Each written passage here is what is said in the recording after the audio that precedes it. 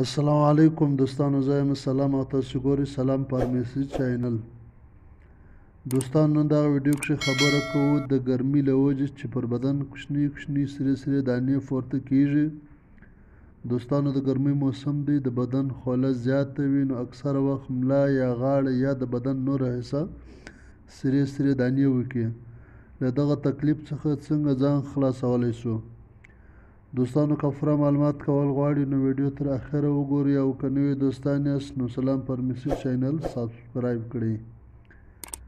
دوستانو زما سره اپیډکس لوشن موجود دی، فارموله یې د بیټامیتاسون.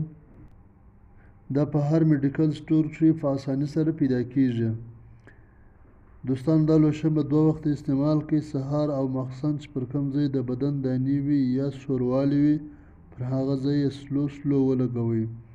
انشاءالله دوستانو د دانو چې کوم درد دی یا سوزش دی ټوله به ختم شي. د دې اپیډکس لوشن قیمت 110 روپۍ دی او دا په هر میډیکل سټور کې په اسانۍ سره پیدا کیږي.